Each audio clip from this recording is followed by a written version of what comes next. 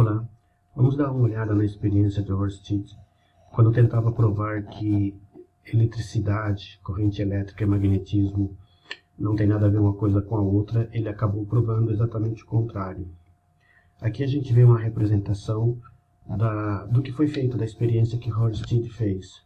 Então observe que temos aqui uma bússola, o ponteiro da bússola está apontando para o norte magnético da Terra,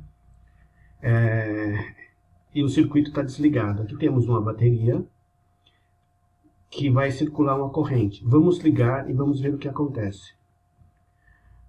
Observe que a corrente está seguindo nessa direção e criou-se um campo magnético pela regra da mão direita nesse sentido. Observe como o ponteiro da bússola mudou. Ele está acompanhando as linhas de campo magnético formada por esse campo. Vamos inverter agora a corrente, saindo desse sentido, colocando o polo positivo aqui. Observe o que acontece com a agulha. Inverteu totalmente, né? Então a corrente circulando nessa direção, nesse sentido, formou-se um campo magnético pela regra da mão direita e apontou, e a bússola, o ponteiro da bússola, acompanhou o campo magnético formado pela corrente circulando nesse fio.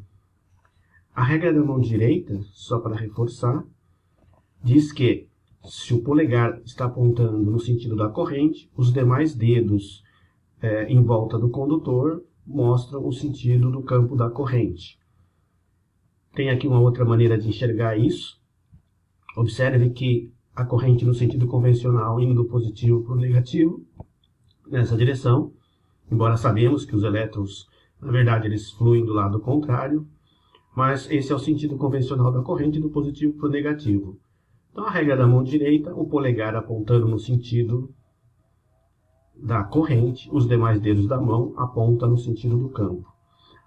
Imagine que isso aqui seja um ponteiro de uma bússola. Observe, quando a gente desloca ele, observe como a parte vermelha, que é a parte que aponta para o norte, ela segue, ela acompanha as linhas de campo. E isso foi o que Ørsted, tentando provar que não havia relação entre campo e corrente elétrica, entre magnetismo e corrente elétrica, provou exatamente ao contrário, pois ao circular corrente elétrica por um condutor, criou-se um campo, e esse campo interferiu no campo magnético da Terra e redirecionou o ponteiro da bússola. Essa é a experiência de Ørsted, a primeira experiência registrada com campo magnético. Até mais.